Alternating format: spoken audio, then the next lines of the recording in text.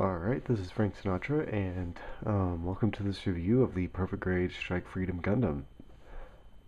For this part 1, I'm actually going to move straight to articulation and such, because I've already done an unboxing of the Perfect Grade Strike Freedom box, which you can find past my other two work-in-progress videos.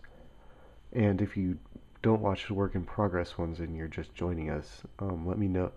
I'll make this disclaimer now.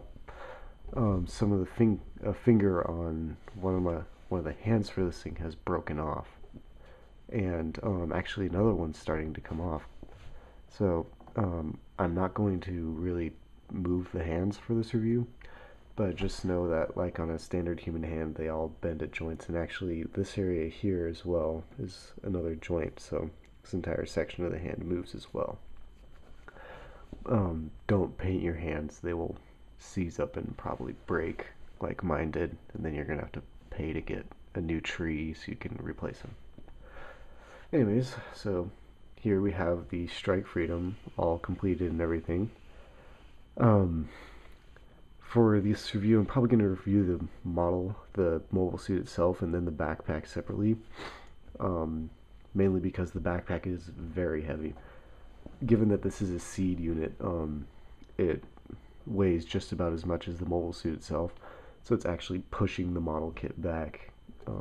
Let's see if I can get you into an angle to show you. See right there, it's actually coming up. It's because the entire body is being pulled back thanks to the backpack. So yeah, I'm gonna have to review the backpack later.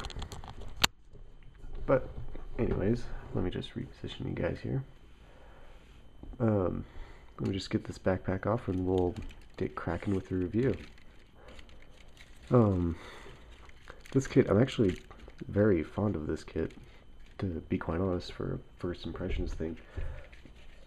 I was very skeptical about a Gundam Seed unit for a perfect grade, but now that I've finished the thing, I'm actually very happy with it. It's definitely going to be one of my pride and joys around the apartment. So, that being said, yeah, like I showed you, I actually have to lean this thing forward to prevent him from falling over. The backpack itself literally just evens him out in terms of that. It's kind of ridiculous.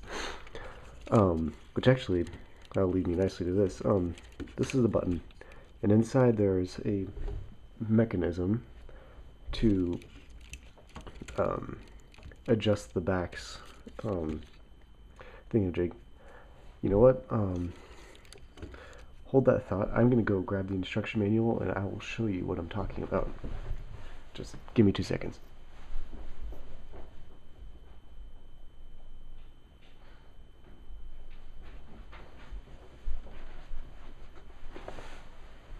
Sorry about that. Okay, I'm back. So, what I'm talking about is right in here. Oh gosh, let me move that some more. Okay. It is right. I lost it. Here it is. Okay. It's right here. This little mechanism will control the back's back and forth movement here. For some reason, mine's not engaging, so I really don't feel like opening up the entire chest to fix it right now. But further back here, it shows you what it talks about. You push in that little thing and it allows the back to go back and forth and lock in place to compensate for the weight of the backpack. And while I'm at it, I might not have sufficient light to show you. Within the legs, there's a leg joint. This is actually a plastic piece and not die cast, so it has a chance of breaking. Be careful about that. But has a leg release to allow the leg to move up and down, and just for more drastic leg maneuvers like such. Anyways, to the model itself. So, excuse me. Let's just set this up here. Sorry if I'm a little rusty, guys. It's been a crazy couple weeks. So here we have the head. The head unit's your standard perfect grade one. Goes side to side to about right there before it impacts the shoulder armor. Same without direction. And up just about that far, and down just about that far. It's not too impressive, but it's not really a deal breaker, and that's really the best pose you'll get out of the head in my opinion.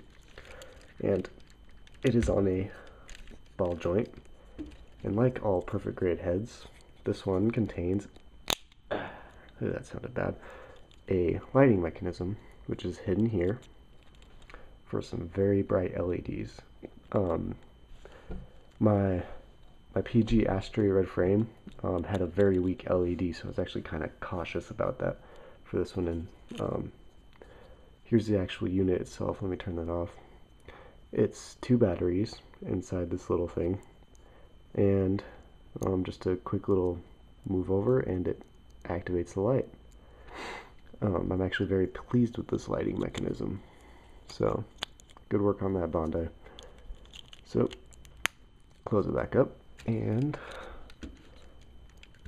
stick it back on. Okay, like all master grades and perfect grades, it does have a cockpit, which just pulls out straight like that. This can move down a little bit, and inside is a little Curie Yamata. And close that up.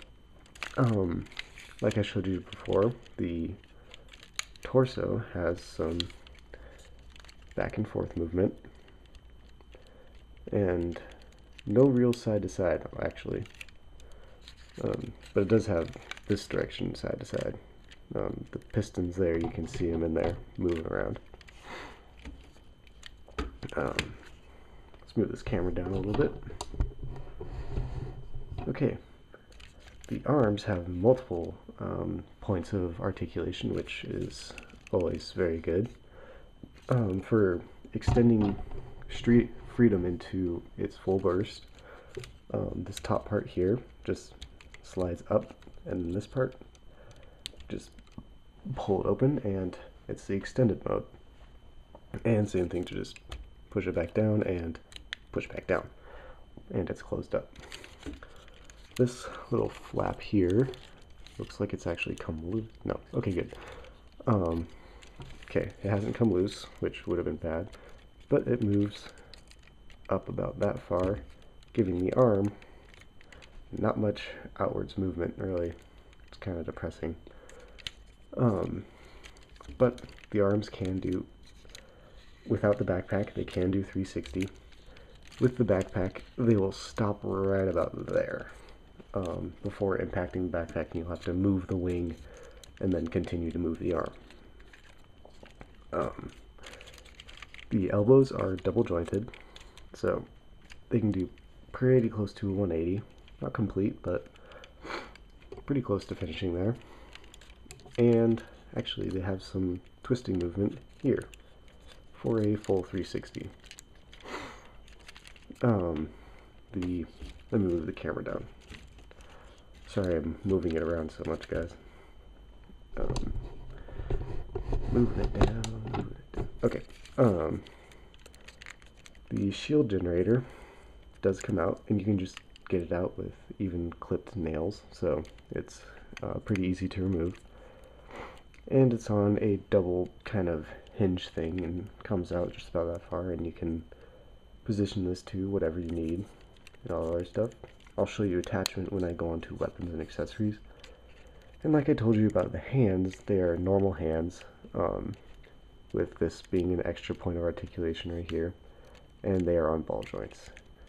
And here's actually the finger that's coming apart. You can see it there, it's starting to warp. Not happy about that at all. But anyways, moving on. The waist armor has multiple movements. Let's just show you in here. It's on a ball joint, and it's actually connected kind of high, and it can move in. You can move down like that, or like it originally was, you can kind of wedge it pretty high up the body, which, mind you, will kind of scratch the paint like it did for mine. if you have a way to avoid scratching paint, please let me know. I'd like to stop scratching my kids. These rail cannons all have movement. Let me set the kit down for this. The rail cannons themselves can extend out and extend out again for a full-fledged rail cannon, and the beam saber like holding area can rotate as much as you need it to. The back skirts here are on the same, relatively same hinge as the front, except it doesn't allows them to go up as far and just as down, but it has an extra bit of movement with here. If you pull this down and reposition these, you can then move these rail guns up and over like that, and another peg for the rifles, which I will show you, to go in there, and you can store the rifles on the sides while having the rail cannon still attached. And while we're down here, for leg articulation, here we have a double jointed kneecap. You move the rail gun out of the way, but it can do pretty much a full 180 bend, which is very, very nice. A nice bit of detail they did. Let's see if we can get the camera angle good. Here's a piston here connecting the kneecap. I just like that little detail they added to it, along with the inner frame and everything. So, a very well jointed leg, and like it was shown in the instruction manual, but I'll show you anyways. This part can pop up, allowing the leg to come up higher, and it would actually lock into place there, like such. Give me a second. Okay. Doesn't want to work with me. Give me a second. Come on, work with me. Yeah, it doesn't feel like it. Anyways, this would lock up here, and this, obviously the leg would be high, so I could just rotate it down, and the leg would be up much higher than it is now in lower position. Then this just clicks back in place and holds the leg steady until it does that. There we go, clicked in. The ankles themselves don't have too much side-to-side movement, honestly, but they can bend down quite a ways, actually, and then they joint again to add a bit of propellant movement to it for when doing kind of a space jumping stance. And you can see pistons in there. Let me grab my light source. There, you can see the pistons and everything in there. So there's all that special stuff for the mechanic enthusiasts of us all. Sadly, there's no real up movement for the foot, you know, like that. I know the master grade does it, but the perfect grade does not. And lastly, on the legs is this articulation here. Let me grab something. Doop, doop, doop, doop. Okay. I really don't want to get it. Sorry guys, I'm gonna have to get a knife. It's one of the parts where you need unclipped nails. I mean, you need, yeah, unclipped nails to get it open.